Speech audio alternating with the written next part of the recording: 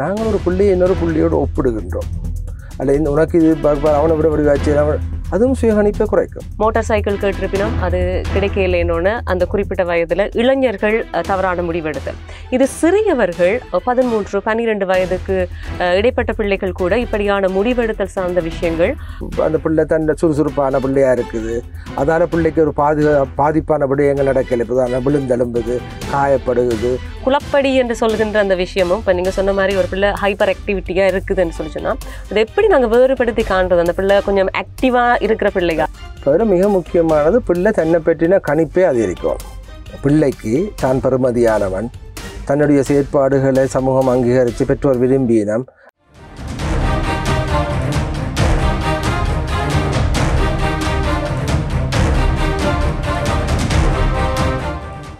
வணக்கம், இது ஐபிசி தமிழின் முப்பரிமாணம்.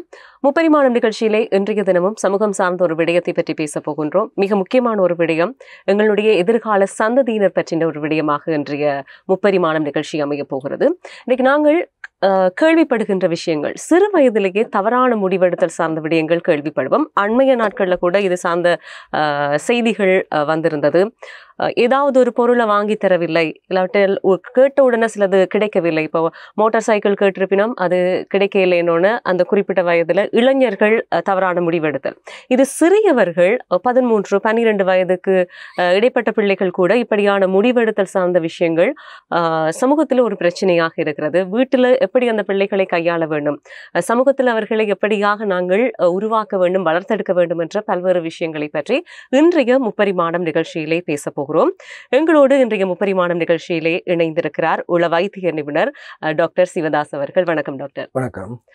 இன்றைக்கு நாங்கள் முப்பரிமாணம் நிகழ்ச்சியில இந்த சிறு பிள்ளைகள் தவறான முடிவெடுத்தல், அதற்கு பின்னால் இருக்கிற உளவியல் சார்ந்த காரணிகள் பற்றி உங்களிடம் நிறைய விடயங்களை கேட்டு தெரிந்து கொள்ள போகின்றோம். இந்த தவறான முடிவெடுத்தல் இது எப்படி அவர்களுடைய மனதில் உருவாகிறது, எப்படியாக அது பின்னர் எதிர்காலத்தில் அவர்களுக்கான ஒரு பாரிய விளைவுகளை கொண்டு வரக்கூடிய ஒரு விடயமாக மாறுகிறது? இதில் இந்த தவறான முடிவெடுத்தல் என்றதை விட உடனடியாக அதன் விளைவுகளை பற்றி கவனிக்காமல் எடுக்கிற ஒரு முடிவு தான் அதை ஆங்கிலத்தில் இம்பல்சிவ்னு சொல்லுவோம். அதாவது அதன் விளைவுகளை பற்றி கிஞ்சித்தும் சிந்திக்காமல் அந்த முடிவை எடுத்தலாம் அந்த இம்பல்சிவ்னஸ். அந்த இம்பல்சிவ்னஸ் என்று சொல்கிற விடயம் பிள்ளைகளில் சிறு வயதிலிருந்தே காணப்படலாம். உதாரணமாக அந்த பிள்ளையின் ஒரு இயல்பாக ஒரு சுபாவமான குணங்குறியாக கூடிய அது காணப்படலாம். அல்லது இந்த ADHD என்று சொல்லப்படுகின்ற மிகை துடியாட்டம் கவன குவிப்பு குறைவு நோய் என்று சொல்லுவோம். ADHD, attention deficit hyper active disorder, அந்த நோய்க்கு உருண்ட ஒரு பகுதியாகவும் இருக்கலாம். அது ஒரு சைல்ட்ஹுட் டிஸார்டர். அடுத்தது கற்றல் மூலம் அது ஒரு லேர்ன் பிஹேவியராகவும் இருக்கலாம். இது 3 மெயின் விஷயங்களாக இருக்கிறபடியால் இதில் ஒன்றாக இருக்கலாம். இப்போ அப்படியானவர்கள் எந்த விதமான விளைவுகளை பற்றி கவலையிடாமல் முடிவினை எடுப்பிடும். அது தனியே தங்களுடைய உயிரை மாய்த்தல் சார்ந்ததாக மட்டுமல்லாமல் தங்களுடைய வேறு விடயங்களையும் கூடி அப்படியான முடிவுகளை அவர்கள் எடுக்கலாம். அது சிறு பிராயத்திலிருந்து காணப்படுகின்றது. இந்த நான் குறிப்பிட்ட முதலே சொன்ன இந்த ADHD என்று சொல்லப்பட்ட அந்த நோய் என்பது கிட்டத்தட்ட ஒரு 11-12 வயது ஆகும் பொழுது பெரும்பாலும் இல்லாமல் போய்விடும். அதுக்கு முன்பு இருந்து காணப்பட்டு இல்லாமல் போகிறதான் பெருமளவு. ஆனால் சில இடங்களில் அது தொடர்ந்து அவருடைய கட்டளமை பருவத்துக்கும் செல்கின்றது. அதனாலேயும் இந்த இயல்புகள் கூட காணப்படலாம். இப்போ நாங்கள் ADHD என்று சொல்கிறோம், அதாவது மிகை துடியாட்ட கவனக்குவிப்பு குறைவு நோய் என்றது அட்டென்ஷன் டெஃபிசிட் ஹைப்பர் ஆக்டிவ். இப்போ அவையில் அந்த நோயின் 3 குணங்குறிகளில் ஒன்று தான் இந்த இம்பால்சிவ்னஸ். இப்போ மற்ற குணங்குறிகள் உதாரணமாக அந்த மிகை துடியாட்டம் குறைந்து போகலாம், கவனக்குவிப்பு கூடி பிரச்சனை இல்லாமல் போகலாம். ஆனால் இந்த இம்பல்சிவ்னு சொல்கிற அந்த 3வது விடயம் மனிதர்களில் தொடர்ந்து காணப்படலாம். இப்போ அது அவர்களுடைய வளரலம் பருவம் ஏன் கொஞ்சம் வளர்ந்த பின்பு கூடி அது அவர்களுடைய இயல்பாக காணப்படலாம். இது அவர்களே திடீர் முடிவுகள் எடுக்கிறதுக்கான ஒரு வாய்ப்பை தந்துவிடும். இந்த திடீர் முடிவுகள் எடுக்கிறதுன்றது பெற்றோர்கள் அதை எப்படி கையாளலாம்? இன்றைக்கு பிள்ளைகளை சிறுபராயத்திலிருந்து கையாளுறதே பெற்றோர்களுக்கு ஒரு பெரிய பிரச்சனையாக இருக்குது. 4-5 குழந்தைகளை வைத்து வளர்த்த அம்மாக்களுக்கு மத்தியில் இன்றைக்கி ஒரு பிள்ளை, அந்த ஒரு பிள்ளையை வளர்க்குறதே ஒரு பெரிய பிரச்சனையாக மாறிக்கொண்டிருக்கு. அவர்களுடைய செயற்பாடுகள், அவர்கள் கேட்டோன்னே ஏதாவது வாங்கி கொடுக்க வேண்டும் நினைக்கிறது. இந்த பெற்றோர்கள் எப்படி தங்களை மாற்றிக்கொள்ளலாம், பிள்ளைகளை எப்படி கையாளுறது? இதில் முக்கியமானது என்னென்றால் இவர்கள் இப்படியான விடயங்களை பெரும்பாலும் கற்றலினூடாக லேர்னிங் என்று சொல்லுவோம், கற்றலினூடாகத்தான் அதை தங்களுடைய இயல்பாக நிலைப்படுத்துகின்றன. இந்த கற்றல் முறையின் மூலம் கற்றலில் தான் நாங்கள் தலையிட செய்ய வேண்டும். அதாவது அப்படியான ஒரு இம்பல்சிவ் பிஹேவியரை காட்டும் பொழுது அதை நாங்கள் ரிவார்ட் பண்ணாமல், வெகுமதி அளிக்காமல், அதற்கு நாங்கள் அதை விலத்தி அல்லது சற்றும் கவனத்தில் எடுக்காமல் விடும் பொழுது அது மெல்ல மெல்ல அருகி போகிறதுக்கான சந்தர்ப்பம் அதிகம். உதாரணமாக ஒரு பிள்ளை சின்ன வயதில் அடம் பிடிக்குது. இப்போ அந்த அடம் பிடித்தோன்னே பெரும்பாலான ஆட்கள் அந்த பிள்ளை குழம்பிடும், பிள்ளையை குழப்பக்கூடாது, பிள்ளை அழப்போதுன்னு திருப்பி கொடுப்பினோம். ஆனால் நீங்கள் அதை கொடுக்காம அந்த அடம் பிடித்தலே அப்படியே பார்த்து கொண்டு கொடுக்க மாட்டோம், நோன்னு சொல்லிட்டு வேற ஒரு கொஞ்ச நேரத்துக்கு அந்த பிள்ளை ஒரு உச்ச நிலைக்கு போய் கொண்டிருக்கும். பிறகு திடீரென்று கையை விட்டுரும். அதுக்கு பிறகு விளங்கும் இது இனி ஆகாது, இந்த முறை ஆகாதுன்னு விளங்கிட்டா அது ஒரு கற்றல். இந்த இம்பல்சிவ் பிஹேவியரை நாங்கள் பொதுவாக சிறுபிராயத்தில் இருந்து அதை கவனிக்காமல் அது ஒரு முக்கியமான விடயம் இல்லாமல் நாங்கள் அசட்டை செய்து கொண்டு வர அது அவர்களுடைய இயல்பாக இருப்பது தவிர்க்கப்படலாம். பொதுவாக இதில் இந்த அட்டென்ஷன் சீக்கிங்னு சொல்லுவோம், தங்களை அவர்கள் கவனிக்கட்டும் என்றதுக்கான அவர்கள் செய்வார்கள். அதுகளுக்கு நாங்கள் முக்கியத்துவம் கொடுக்காமல் விடும் பொழுது இந்த நிலைமை அப்படியே இல்லாமல் போயிடும். அப்போ இந்த இம்பல்சிவை நாங்கள் மாற்றலாம் என்றால் அதுக்கான முயற்சியை பெற்றோர்கள் உருவாக்க வேணும். எப்படியான உதாரணமாக இந்த பிள்ளை நீங்கள் அப்படியான ஒரு இயல்புள்ள பிள்ளையை முதலே அடையாளம் காணும். உதாரணம் நான் முதலே சொன்ன மாதிரி இந்த இம்பால்சிவ்னஸ் எல்லாம் ஒரு மிக ஏர்லி வயசுலேயே ஒரு ஏர்லி சைல்ட்ஹுட்லேயே நாங்கள் கண்டுபிடிச்சிடலாம். அப்போ இந்த பிள்ளை ஒரு 5 பிள்ளைகள் இப்போ தான் முந்தைய 5 பிள்ளை இப்போ 2-3 பிள்ளைகள் இருந்தாலும் அந்த மற்ற பிள்ளையை விட இந்த பிள்ளை இம்பால்சிவாக இருக்கிறதுன்றதை ஒரு பெற்றோர் இலவாக கண்டுபிடிக்கலாம். அந்த பிள்ளையை இன்னொரு விதமாக தான் கையாளணும் என்ற முடிவுக்கு முதல் வர வேண்டும். இந்த பிள்ளை ரெண்டே ஒரே மாதிரி கையாளையலாம். இது ஒரு இம்பல்சிவ் பிஹேவியர் உள்ள பிள்ளை, இது அடம் பிடிச்சு செய்தால் கேட்டதை வாங்கி கொடுக்காம விட்டு அது அழுது புரண்ட ஒரு நிலைமைக்கு வரும். ஆனால் மற்ற பிள்ளை அப்படி இல்லாத பிள்ளை சில கேட்குறத வாங்கி கொடுக்குறதுல பெரிய பிரச்சனை இருக்காது. இப்படி அணுகுமுறையை நாங்கள் ஒன்று கவனிக்க வேண்டும். அடுத்தது அவர்கள்ட்ட அந்த இம்பல்சிவ்னஸுக்கு பனிஷ் பண்ண போனோம் என்றால், அதை தண்டனை கூடாக அகற்ற போனோம் என்றால் அது ஒரு எதிர்மறையான விளைவுகளை உருவாக்கலாம். எதிர்பார்த்ததை விட வேற விடயமாக மாறலாம்.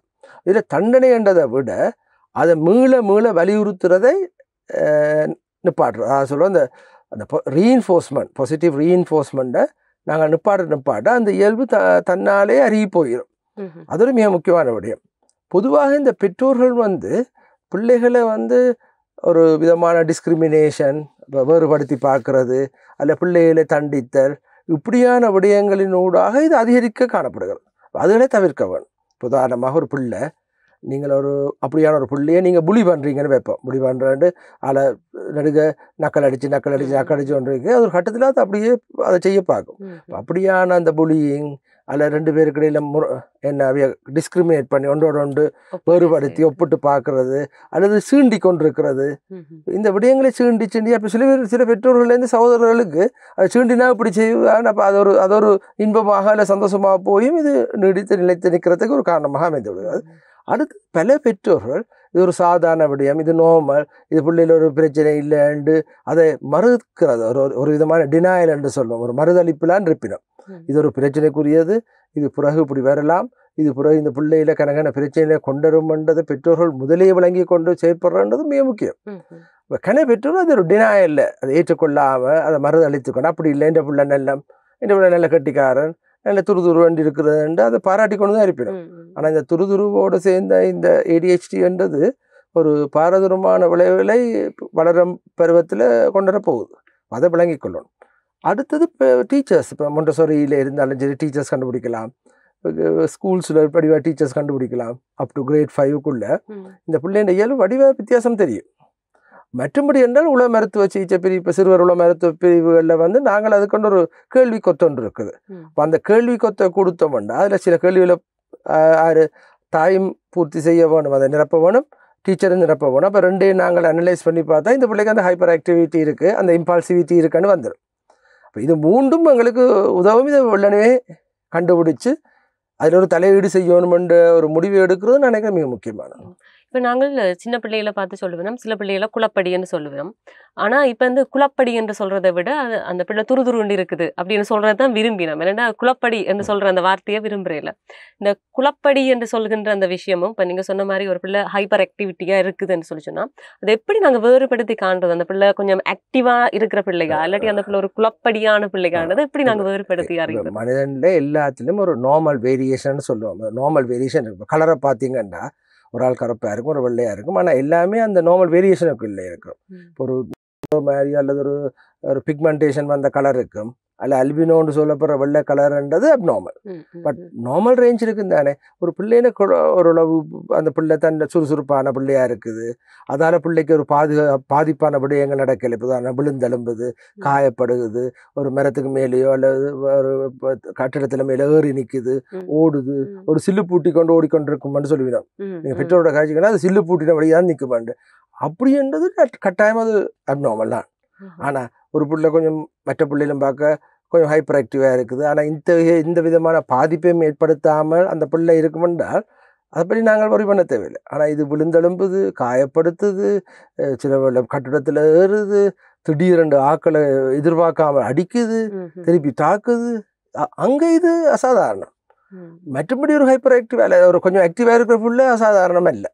இப்போ அதுக்கு ஒரு கிளியர் கட் அந்த கோடு இல்லாட்டிலும் அதுக்கு தான் நாங்கள் அந்த உடல்நல சிகிச்சை பிரிவில் நாங்கள் ஒரு கேள்வி கொத்தனை கொடுத்து தான் நாங்கள் அதை கண்டுபிடிக்கிறோம். ஏனென்றால் அது பல கேள்விகளோட ஆசிரியரும் பெற்றோருமா நிரப்பி அதிலிருந்து தான் நாங்கள் அதை வருவோம். வேண்டாம் அதை இப்போ அண்டாலும் ஓரளவுக்கு ஒரு பெற்றோருக்கு சரியாக விளங்கும். இப்போ சில அம்மம்மா மாதிரி என்னிடம் சில பிள்ளைகளை கொண்டு வரையணும். 12-13 வயசு கொண்டு வரைக்கே சொல்லுவோம், இவன் ஒரு துடியன்னு சொல்லுவீனும். பேரே வச்சிருவேன் துடியனண்டு. இந்த துடியன் இப்படியே போனான்டா சரியா துன்பப்பட போறான், ஏதாவது செய்யணும். அவைக்கு கண்டுபிடிக்கக்கூடியதாக இருக்கு. அந்த துடியனண்ட அந்த அந்த எல்லையை தாண்டிய வரைக்க பெற்றோர்கள். ஆனால் இந்த மறுதளிப்புலேருந்து பெற்றோர்கள் வெளியே வரணும். இதெல்லாம் நோமல், இது பிரச்சனை வராது, இதுகளால் எனக்கு எந்த பாதிப்பும் இல்லை, இவன் பாருங்க கட்டிக்காரன், படிப்பில் நல்ல மார்க்ஸ் எடுக்கிறான் என்றபடியே இவன் அந்த மறுதளிப்பு என்று சொல்கிற டினாயல்லேருந்து வெளியில் வரணும். அதுதான் மிக முக்கியமானது.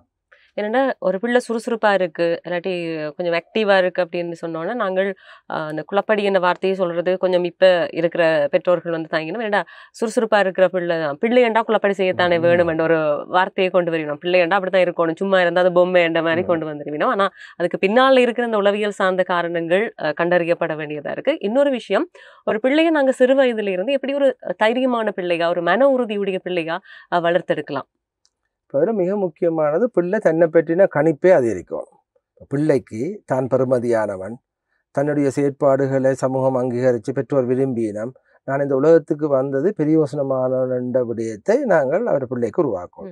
அதுக்கு மிக முக்கியமாக ஆங்கிலத்தில் நாங்கள் செல்ஃப் எஸ்டீம் அல்ல சுயகணிப்புன்னு சொல்லுவோம். இந்த சுயகணிப்பை மேம்படுத்துவதன் மூலம்தான் நீங்கள் சொல்கிற அந்த விடயத்தை அடைய முடியும். இங்கே என்ன நடக்குது என்றால், பொதுவாகவே இந்த சுயகணிப்புக்கு எதிரான செயற்பாடை நாங்கள் தொடங்கிடுவோம். இப்போ சின்ன வயசுல உனக்கு இது ஒன்றும் தெரியாது, நீ பெரிய கட்டிக்காரன் நினைக்கிறியா, சும்மா இங்கே வந்துட்ட ஒப்பீனியன் சொல்லுன்ட்டு பெற்றோர் முடக்கம், ஆசிரியர்ல இருந்து ஏன் பல்கலைக்கழகத்தில் விரிவுரையாளர்லேருந்து இதைத்தான் திருப்பி திருப்பி சொல்லிக்கொண்டே இருக்கிறோம். அது செல்ஃப் எஸ்டீமை குறைக்கும், அது சுயகணிப்பை குறைக்கும். ரெண்டாவது விடயம், நாங்கள் ஒரு பிள்ளையை இன்னொரு பிள்ளையோடு ஒப்பிடுகின்றோம். அல்ல இந்த உனக்கு இது அவனை விட வடிவாச்சு, அதுவும் சுயகணிப்பை குறைக்கும். இந்த சுயகணிப்பு குறைக்கிறதுல இருந்து பிள்ளையை பாதுகாத்தாலே பிள்ளை ஒரு ஒரு தாங்குதிறன் கூடியனதாகவும் தன்னை பற்றி சரியான கணிப்புடைய பிள்ளையாகவும் ஒரு மகிழ்வான பிள்ளையாகவும் இருக்கும். நாங்கள் சில பிள்ளைகளை செய்ய விட வேண்டும். மற்றது பாசிட்டிவாக செய்கிறது என்றால் ஒரு உண்மையான சில விஷயங்களை அப்ரோப்ரியேட்டாக நாங்கள் அப்ரிஷியேட் பண்ணணும். பிள்ளைய கண்டபடி நாங்கள் பாராட்டணும் முடியல, எல்லாம் நீ செய்கிறது எல்லாம் சரியென்று சொல்லலாம். இந்த விடயம் நீங்கள் சொன்ன இந்த செய்த விடயம் வந்து பாராட்டுக்குரியது, அதில் இதில் உங்களோட கட்டித்தனம் தெரியுது, வெரி குட், எக்ஸலண்ட், அப்படி நாங்கள் பாராட்டி கொண்டிருக்கணும். எங்களோட பிரதேசத்தில் இந்த பாராட்டுறது சரியான பஞ்சம் தானே. வந்து பாராட்டாமல் விட்டுவிடும் பிள்ளைகளை. பாராட்டினா பிள்ளை பழதாக போயிடும், ஒன்றுக்கும் ஒன்று சொல்லிவிடும். ஆனால் பிள்ளை சரியானதை செய்யுது, பாராட்டத்தான் போகணும். இப்போ பிள்ளையானதை செய்யிக்க நாங்கள் எவ்வளோத்துக்கு அதை அசட்டை இனம் செய்கின்ற மாதிரி சரியானதை செய்யிக்க பாராட்டும். அதில் மிக முக்கியமானது தங்களோட உருவம் சார்ந்த விடயங்கள், நிறம் சார்ந்த விடயங்கள், மார்க்ஸ் சார்ந்த விடயங்கள், இதில் மிக கவனமாக இருக்கணும். பெற்றோர் இன்னொரு ஆளோட கம்பேர் பண்ணக்கூடாது. அதில் மிக முக்கியமானது தங்களோட 2 பிள்ளைகளையும் ஒன்றோடு ஒன்று ஒப்பிடும் பொழுது அது மிகப்பெரிய பாதிப்பு. ஏன்னா அது நெடுகவே அந்த பிள்ளையோ இருக்க போதாங்க. இப்போ நெடுகவே அந்த பாதிப்பு வரக்கூடியதா இருக்கும். ஆனால் இந்த பெற்றோர்கள் அதில் மிக கவனமாக இருக்கணும். அதுலேருந்து இன்னொரு கேள்வி எனக்கு. இப்போ ஒரு வீட்டுல மூத்ததா ஒரு பிள்ளை இருக்குன்னு சொன்னா, அடுத்த பிள்ளை ஒன்று பிறந்திருக்கு இன்னைக்குல. இந்த சின்ன பிள்ளை இதுவும் ஒரு சின்ன பிள்ளையா இருக்கும், பிறந்திருக்கிறது ஒரு குழந்தை. இந்த பிள்ளை போய் அந்த பிள்ளையோட தொட வழி கிடைக்கல, இல்லை விளையாட வழி கிடைக்கல. வீட்டில் இருக்கிற அம்மாவோ இல்லை வீட்டில் இருக்கிற பெரியவர்களோ கிட்ட போகாதீங்கோ, தொடாதீங்கோ அப்படின்னு சொல்லி ஒரு ஒரு சின்ன சின்ன இடைவெளி ஏற்படுத்திக்க அந்த மூத்த பிள்ளையினுடைய மனதில் சில விஷயங்கள், உணர்வுகள் ஏற்படும். இந்த பிள்ளை ஒரு விரோதமாக பார்க்குற ஒரு நிலைமை உருவாகும். அப்போ எப்படி ஒரு மூத்த பிள்ளைக்கும் இளைய பிள்ளைக்குமான ஒரு அந்யோன்யத்தை அந்த பிறந்தது முதலே உருவாக்க முடியும்? இப்போ நாங்கள் இதே ஆங்கிலத்தில் சிப்ளிங் ரைவல்ட்ரின்னு சொல்கிறோம். அதாவது சகோதர முரண்பாடு. இப்போ ஒரு பிள்ளை பிறந்தோடனே அந்த தாய்க்கும் இந்த பிள்ளைக்கும் மற்ற பிள்ளைக்குமான போட்டியிலான இறங்குது பிள்ளை. என் அம்மாண்ட அன்பு எல்லாமே அந்த பிள்ளையில போகுது. ஏன்னா ஒரு சின்ன பிள்ளையில பிறந்த பிள்ளையெல்லாம் கூட நேரம் அம்மா செலவழிக்க வேண்டும். இப்போ அந்த பிள்ளை இதை எடுக்கும். இதுக்கு சரியான மாத்திரை மாதிரி என்ன செய்யலாம்டா, அந்த சின்ன பிள்ளையே பெரிய பிள்ளைய மடியில் விட்டுருவானு, நீ உண்ட பிள்ளையண்டு உண்ட தம்பியண்டு அல்ல உண்ட தங்கச்சின்னு கொடுத்துட்டீங்கண்டா அது தண்டேண்டு வந்துடும். இப்போ தண்டேண்டு வந்தப்பறம் போட்டி இருக்காது. இது தண்டேண்டு வர தொடங்க நாங்கள் அதில் இன்னும் வடிவாக போய் அந்த பிள்ளைண்ட குளிப்பாட்டுக்கு சோப்பு போடுறதுலேருந்து நப்கினை மாத்திரையிலேருந்து பிள்ளைண்ட எல்லா வேலைகளையும் மூத்தவரை கொண்டு செய்விச்சிட்டிங்கன்னா மை ஓன்னு தண்டேண்டு வந்துடும். தண்டேண்டு வந்தவரை இந்த பிரச்சனை ஒரு காலம் வராது. அப்போ அந்த சிப்ளிங் ரைவல்ரி என்று சொல்கிற இந்த சகோதர முரண்பாடுன்றது பிழையானதல்ல. என்ற ஒருத்தட்ட ஆளுமையை தீர்மானிக்கிறதிலும் தான் என்ற ஒரு ஐடென்டிட்டியை உருவாக்குறதிலும் அதில் மிகப்பெரிய பங்கு இருக்குது. ஆனால் அதை பிள்ளையாக கையாளுறது பெரும்பாலும் பெற்றோர்கள். இப்போ நாங்கள் ஒரு பக்கத்துக்கு சைடு எடுத்தோ அல்லது ஒரு பிள்ளைய சரியை நாங்களே தீர்ப்பிடாமல் அவையின முரண்பாடுகளை அவையே தீர்க்கக்கூடிய மாதிரியும், முரண்பாடு வராத அளவுக்கு பிள்ளைய தம்பியோ தங்கச்சியோ அந்த பிள்ளையோட கையிலேயே ஒப்படைச்சிட்டோம் என்றால் அன்னைக்கு இது பெரிய அளவு பிரச்சனையாக வர்றது சந்தர்ப்பமே இல்லை. இப்போ சிறிய பிள்ளைகள் அதிகமாக இந்த திரைக்கு கொடுக்குற நேரம் இப்போ அதிகம். அதில் நிறைய பிள்ளைகளை பார்த்தா சிறு வயதிலேயே கண்ணாடி அணிகின்ற பிள்ளைகளாக மாறி போயிடுவிடும். அடுத்தது இன்னொரு விஷயம், அதே மாதிரியாக தங்களுடைய உடல் மொழியை ஒரு கார்ட்டூனை பார்க்கணும்னு சொன்னால் அதே மாதிரி ஒரு உடல் மொழியை கொண்டு வர்றது, அதே மாதிரி கதைக்க ஆரம்பிக்கணும். அந்த கார்ட்டூனில் எப்படியாக கதைக்கணுமோ அந்த கதாபாத்திரமாக தாங்களே மாறி கதைக்க ஆரம்பிக்கணும். எந்த நேரமுமே அதை பற்றின சிந்தனை. இப்போ ஒரு அம்மாவோட கதைக்கையும் சரி, ஒரு நண்பர்களுடைய கதைக்கையும் சரி, அந்த பாணியிலேயே கதைக்கணும். இப்போ பெற்றோர்கள் அதிகமாக அந்த திரைக்கு கொடுக்குற நேரம் அதன் விளைவுகள் எப்படி இருக்கு? இப்போ பொதுவாக நீங்கள் பார்த்தீங்கன்னா இப்போ உலக சுகாதார ஸ்தாபனத்தின்படி முதல் 1000 நாள் என்று சொல்லுவோம் பிள்ளை கிட்டத்தட்ட 2 வயசு ப்ளஸ் 3 இயர்ஸ் வரையும் நோ ஸ்க்ரீன் டைம். அதான் உண்மையான. இப்போ ஸ்க்ரீன் டைமே கொடுக்க முடியாது. இப்போ ஸ்க்ரீன் டைம் கிட்டத்தட்ட 3 வயசு வரையும் நீங்கள் கொடுக்கவே கூடாது. அதே மாதிரி நீங்கள் ஸ்க்ரீன் டைமை கொடுக்கும் பொழுது முதலாவது மிக முக்கியமான பிரச்சனை என்ன தெரியுமா, பிள்ளைன்ற கவன குவிப்பு குறைய தொடங்கும். ஏன், பிள்ளை ஒரு மூவ் பண்ணி கொண்டிருக்கிற ஆப்ஜெக்ட்லாம் ஃபோக்கஸ் பண்ணுது. ஒரு ஸ்டாட்டிக்காக புத்தகத்தில் இருக்கிற எழுத்து மாதிரி அசையாத ஒன்ற விடயத்தில் அது ஃபோக்கஸ் பண்ணலாம் போயிடும். அப்போ இது மூவிங் ஆப்ஜெக்டில் செய்ய அது மூவிங் ஆப்ஜெக்ட் நின்றோட பிள்ளை டக்குன்னு குழம்பிடும். அப்போ அந்த ஃபோக்கஸ் முதலாவது குறையும். ரெண்டாவது மெமரியை பாதுக்கும். ஏண்டா மெமரி நீங்கள் ஒரு கொஞ்ச நேரம் வாசித்து ஒரு ஸ்டாட்டிக்காக இருந்து அதை ரீகால் பண்ணி மீள நிற்கும் பொழுது தான் உங்களோட மெமரி ஷார்ட் டேர்ம் மெமரியிலேருந்து லாங் டேர்ம் மெமரிக்கு போய் ஸ்டோர் பண்ணும். இப்போ அதுவும் இங்கே பாதிக்கப்படுது. மூன்றாவது என்ன நடக்குதுன்றா, இந்த இப்படியான பிள்ளைகள் இதை பார்த்து கொண்டு இருக்கிறதால அவர்கள்ட்ட என்ன நடக்குதுன்னா அவை சில பழக்கத்தை கற்றுக்கொள்வது ஒரு பெரிய விஷயம் இல்லை. ஏன்னா பிள்ளைகள் பொதுவாக பார்க்குறத அதே மாதிரி மிமிக் பண்ணுறத நாங்கள் ஒரு பெரிய விடயமாக கொடுக்க அவன் மூட் ஆங்ஸைட்டி, அதாவது அஃபெக்ட் என்று சொல்லுவோம், ஒரு மனநிலை மூட் என்று சொல்லுவோம் தானே, அந்த மூடும் பதகளிப்பும் வேறுபடுது. அவை கொஞ்சம் மூட் டிஃபரன்ஸ் மற்றாக்களை விட கொஞ்சம் மூட் பிரச்சனைகள் கூடிய நாட்களாகும், பதகளிப்பு கூடிய நாட்களாகவும் இருக்க போயிடும். அது லாங் டேர்மில் பெரிய பாதிப்பை ஏற்படுத்தி கொண்டு. ஆனால் ஃபிசிக்கலாக உடல் ரீதியாக நடக்கிற மாற்றங்கள் பாதிப்புகளை விட உடல் ரீதியாக இந்த மாற்றம் அதிகரித்து போகும். அதுக்கப்புறம் அவர்கள் அடுத்த மிக முக்கியமானது உங்களோட சோஷியல் ஸ்கில், கம்யூனிகேஷனே இல்லை தானே. சக மனிதரோட அல்ல பியர்ஸ்ன்னு சொல்கிற சக ஒத்த வயது உடையவரோட இருக்கிற தொடர்பு இல்லாமல் போய் அவர் நேராக அதுக்குள்ளேயே ஃபோக்கஸ் பண்ண சோஷியலைசேஷன் இருக்காது, சமூகமயமாக்கல். இப்போ அவர்களுக்கான சமூகமயமாக்கல் இல்லாததோட அவை மற்றவர்களில் காட்டுற கரிசனையும் இல்லாமல் போயிடும். ஒரு கரிசனை இருக்காது. இப்போ மற்றவன அவனுக்கு ஒரு இது இருக்கும், அவன்கிட்ட பிரச்சனை இருக்கும், அந்த கரிசனை எம்பதி என்று சொல்லுவோம், அல்ல ஒத்துணர்வு, அந்த கரிசனையும் இல்லாமல் போயிடும். இப்போ நீங்கள் பார்த்தீங்கன்னா இப்போ வர ஆய்வுகளின்படி கிட்டத்தட்ட இப்போ வளரும் பருவத்தில் இந்த எம்பதி என்று சொல்லப்படுற அந்த கரிசனை அல்லது ஒத்துணர்வு 40% குறைஞ்சிருக்கு. இதுன்னு போனால் ஒரு மற்ற சக மனிதனில் ஒரு பரிவு இரக்கம் எதுவும் காட்டாமல் அந்த மனிதனோட தொடர்பு இல்லாமல் தான் ஒரு தனித்து தனக்குள்ளே ஒரு உலகத்தை உருவாக்கி வருகின்ற நிலைமை மிக அதிகமான பாதிப்பை தரப்போகுது. என்ன அவதானிக்கிறதன்படி சில பிள்ளைகள் இப்படி திரையை பார்த்து கொண்டு இருந்து அம்மா கூப்பிடுறது கேட்காது, பக்கத்து என்ன நடக்குதுன்னு தெரியாது, அதை பார்த்து கொண்டே சாப்பிடுவினா இனிப்பு சாப்பிடணுமா புளிப்பு சாப்பிடணுமா என்ன எவ்வளவு சாப்பிடணும்னு தெரியாது. ஆனால் அந்த திரையை பார்த்து கொண்டு உணவு ஊட்டுறது இது உளம் சார்ந்த சிக்கல்களை கொண்டுறதுக்கான வாய்ப்பு இருக்கு. ஏன்னா சிறு பிள்ளையில இருந்து 6 மாசத்துலயே ஆரம்பிச்சுன்னா போனை காட்டி கொண்டு சாப்பாடு போனை காட்டி கொண்டு போனை வச்சு அந்த பிள்ளை ஆப்ரேட் பண்ணது ஒரு பெருமையான விஷயமா யோசிக்கணும். அது என்னண்டா ஒரு 2 பிள்ளைகள் எல்லாம் தெரியுது, எல்லாம் தெரியக்கூடாது, தெரியக்கூடாதானே, தெரிய வேண்டியதானே தெரியணுமே ஒழிய தெரிய வேண்டாத தெரிய தேவையில்லை தானே. அப்போ அவை அதை பெருமைப்படுத்தி அப்போ அது ஒரு உங்களோட ஒரு ஃபேஷன் அல்லது மாடர்ன் அல்லது ஒரு உங்களோட பெரிய ஒரு ஒரு ஒரு நீங்கள் பணம் படித்தவரண்டு காட்டுறதுக்கான ஒரு ஆப்ஜெக்டாக ஃபோன் மாறிட்டு. இப்போ அந்த ஃபோனை அதுக்கு ஊடாகத்தான் பெற்றோர் பாவிக்கணும். இது இப்போ மிக முக்கியமானது. இப்போ வர பெற்றோர்கள் பார்த்தீங்கன்னா அவர்களும் ஃபோனுக்கு அடிக்டாக தான் இருக்கிறோம். இப்போ அவை ஃபோன் இப்படி ஸ்க்ரீனிங் டைமில் அவையும் அப்போ அவைக்கு இது ஒரு பெரிய பிரச்சனையாகவும் தெரியுது இல்லை. இதுக்கு முந்தின சந்ததியில் அது வித்தியாசமாகவும் தெரிஞ்சது. இப்போ அந்த வித்தியாசமும் தெரியாத அளவுக்கு போயிட்டுது. இந்த உளம் சார்ந்த சிறுவர்களுடைய உளம் சார்ந்த விஷயங்களை பேசி கொண்டிருக்க இந்த குழந்தைகள் எப்போ எல்லாம் தாங்கள் பாதுகாப்பற்றவர்களாக உணர்கிறார்கள், அவர்களுக்கான ஒரு பாதுகாப்பு உணர்வை எப்படி இந்த சமூகமும் இந்த பெற்றோர்களும் வழங்க வேண்டி இருக்கிறது? இப்போ பிள்ளை முதலாவது பாதுகாப்பு உணர்வுன்றது ஒன்று, பாதுகாப்புன்றது வேறு. இப்போ எல்லாரும் பாதுகாப்பாக எல்லாரும் சுற்றி இருக்க பாதுகாப்பாக ஃபீல் பண்ணுறது உண்டு. எல்லாருமே சுற்றி இருக்க நான் பாதுகாப்பற்றவனாக ஃபீல் பண்ணலாம், பெர்சீவ் பண்ணலாம். இது ரெண்டும் தான் மிக முக்கியமானது. இப்போ எல்லாரும் இல்லாமல் உறவினர்கள் அம்மா இல்லா நேரத்தில் பாதுகாப்பற்ற உணர்றதுன்றது ஒரு சாதாரணமானது. ஆனால் எல்லாரும் இருந்தும் தான் பாதுகாப்பற்ற உணர்றது என்பது பிள்ளைன்ற ஏர்லி சைல்ட்ஹுட்லேயே நிர்ணயிக்கப்படுது. இப்போ உதாரணமாக நீங்கள் சொன்ன போனால் ஒரு பிள்ளைக்கும் தாய்க்குமான பிணைப்பு கிட்டத்தட்ட தொடக்கத்துலேருந்தே இருக்கும். ஒரு விசேட பிணைப்பு கிட்டத்தட்ட 6-7 மாதத்தில் தொடங்கும். அந்த 6-7 மாதத்துக்கு பிறகு தொடங்கி கிட்டத்தட்ட 2-3 வருஷத்துக்கு அது பிணைப்பு காலம்னு சொல்லுவோம், அட்டாச்மெண்ட் பீரியட். இந்த அட்டாச்மெண்ட் பீரியடில் பிள்ளைக்கும் தாய்க்கும் இடையில் ஒரு பாதுகாப்பான பிணைப்பு வருமெண்டா இந்த பாதுகாப்பற்ற ஃபீலிங் குறைவு வராது. அந்த பிணைப்பு கால பகுதியில் பாதுகாப்பற்ற அதாவது இன்செக்யூர் அட்டாச்மெண்ட் வர தொடங்கிச்சா அது வாழ்நாள் முழுக்க இருக்கும்.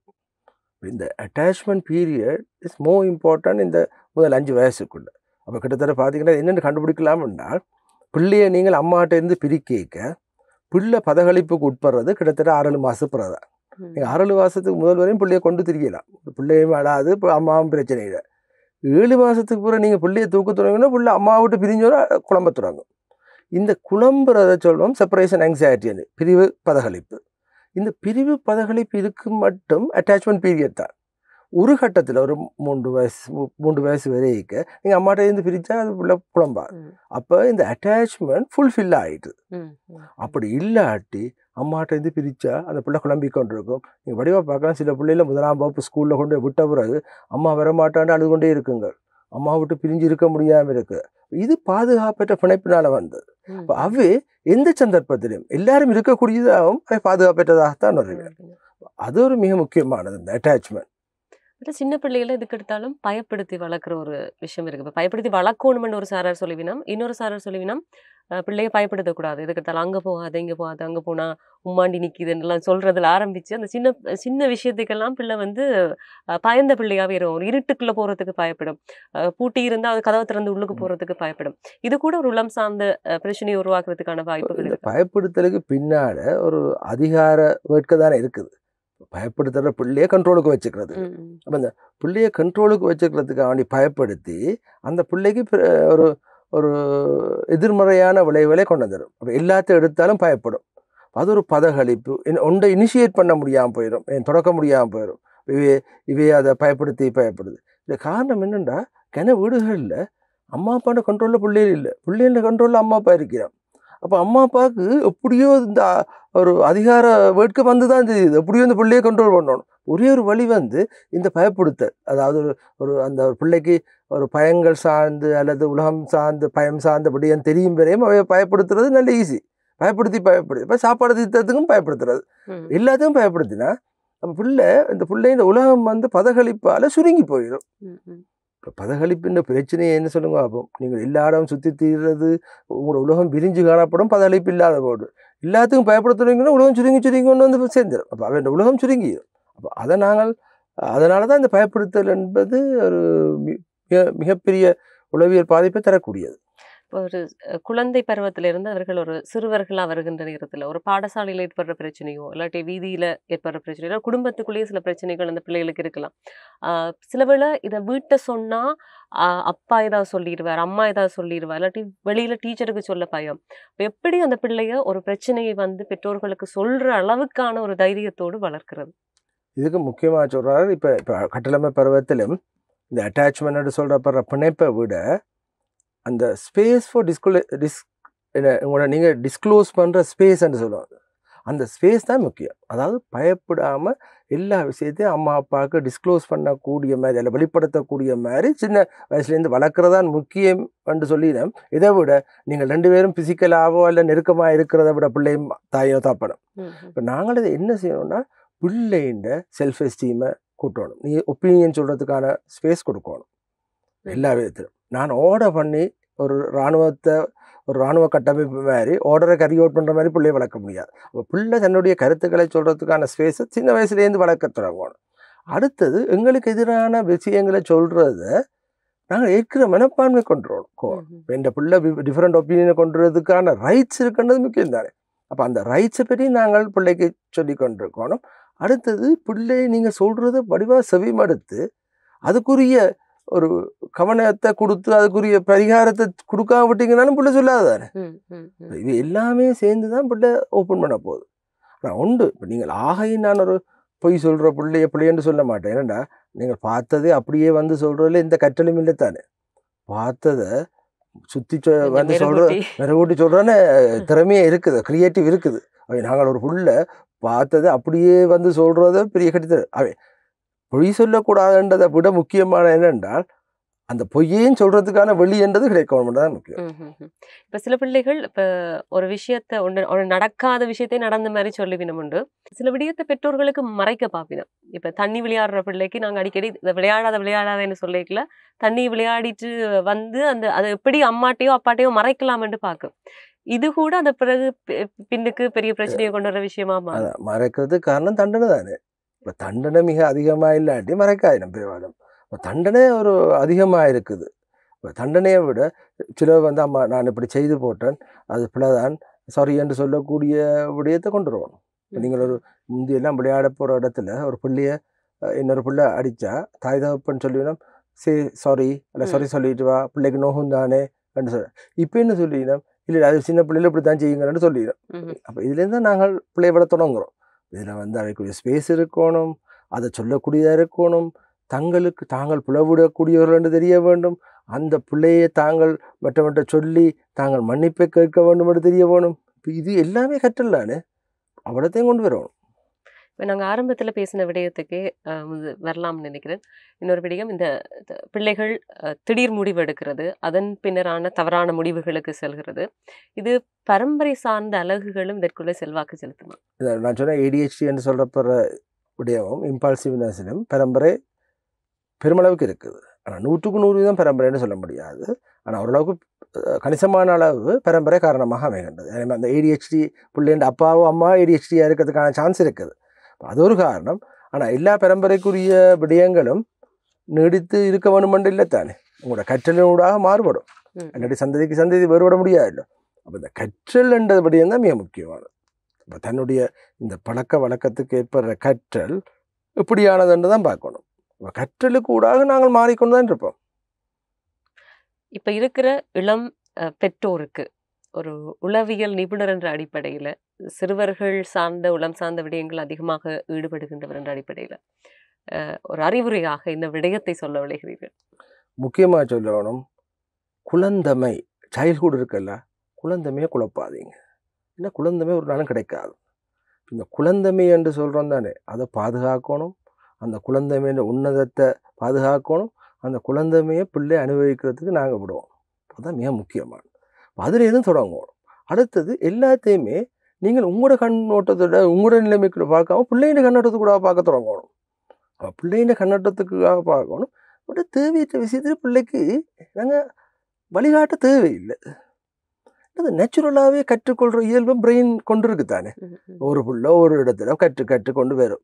இது இந்த உங்களோட பயம் உங்களோட பதகளிப்புக்காக பிள்ளைக்கு சொல்லி கொண்டிருக்க வேண்டாம். அவங்கள திரும்பாத இதில் திரும்பாத முட்டிடும் வலிக்கிடும். இது தேவையில்லை. ஏன்னா பிள்ளை தன் கற்றுக்கொண்டு போகும். அல்லது அந்த பிள்ளைக்கு ஒரு ஸ்பேஸ் இருக்கும். இது பெற்றோருண்ட பதகளிப்பாக தான் இருக்குது. இப்போ பெற்றோர் என்ன செய்யணும், தொடக்கத்தில் பிள்ளைக்குரிய விடயங்கள் எல்லாத்தையும் எந்த விதமான கட்டுப்பாடு இல்லாமல் சொல்லிக்கொண்டே இருக்கணும். எல்லாத்தையும் செய்ய விடணும். பிறகுதான் ஒரு கட்டத்தில் உணர்வினம் கண்ட்ரோல் முறிப்பு நாங்கள் பிள்ளைங்க கண்ட்ரோலில் இருக்குன்னு தெரிய வந்தோன்னே நீங்கள் ஒரு ஃபோர்ஸாக தான் பயன்படுத்தி திருப்பி கண்ட்ரோலை எடுக்க போகிறீங்க. தொடக்கத்தில் இருந்த ஒரு ஸ்மூத்தாக போகமாண்டா இந்த வேறுபாடு வேற தேவையில்லை. ஆனால் அப்படி பிள்ளைகளை விடைக்க சில பெற்றோர்கள் மீது ஒரு குற்றச்சாட்டு வரும் இல்லையா, கவன ஈனமாக நடந்துச்சு. ஃபுல்லு நீங்கள் ஒரு பிள்ளை இப்போ உதாரணமாக ஒரு வயசு பிள்ளை தவண்டு கொஞ்சம் நடந்து செய்கிற பிள்ளை உங்களுக்கு பெற்றோர் செய்ய வேண்டிய ஒரு வேலை அந்த பிள்ளை அந்த பாதுகாப்பு இல்லாமல் போய் எங்கே விழுந்து கிணத்துக்குள்ளே விழுந்தோ அந்த படியால் விழுந்து செய்கிறத விட அந்த அதுக்குள்ளே நீங்கள் ஒன்றும் செய்ய தேவையில்லை தானே. நீங்கள் பிள்ளை கொஞ்சம் கஷ்டப்படுதுன்னு போய் சாமான எடுத்து கொடுக்க தேவையில்லை தானே. நாங்கள் அதை தானே செய்கிறோம். பிள்ளை கஷ்டப்படுதுன்னு அது ஒரு மாதிரி தவண்டு வர்றதை போய் முதலே எடுத்து கொடுக்குறதால எந்த பிரயோசனமும் இல்லை. ஆனால் அந்த பிள்ளை அப்படியே தவண்டு போய் அங்கால ஒரு பள்ளத்துக்குள்ளேயோ இதுக்குள்ளேயோ விழாமல் பாதுகாக்கிற மட்டும்தானே எங்களோட வேலை. எங்களோட வேலையில் நாங்கள் கிளியராக தான் இருந்தால் தான் பெற்றோர்களுக்கு சரியாக இருக்கும். அப்போ அதுக்கு காரணம் வேண்டாம். பெற்றோர்கள் 5-6 பிள்ளையில பெற்றிருந்தா ஒவ்வொருத்தரையும் கவனம் செலுத்தணும். இப்போ 1-2 பெற்றா ஒன்றிலே தானே எல்லாம் செய்கிற போகுது. அதுதான் பிள்ளைகளுக்கு அந்த பாதிப்பு. இப்போ பிள்ளையில் ஒரு பெற்றோர் சும்மா அந்த எண்ணெயை ஊற்றி அதை பார்த்து கொண்டிருக்கிற மாதிரி 1-2 பிள்ளையில பெற்று போட்டு அதையே நோண்டி கொண்டிருக்கு. நான் கண்ணை பெற்றோர் சொல்கிறேன், உங்களுக்கு சமையல் இல்லையா, உங்களுக்கு வேறாக்களோட கதைக்கிறது பொழுது இல்லையா, புருஷனோட கதைக்கிற இல்லையா அப்படின்னு நேரடியாகவே கேட்டுருவேன்.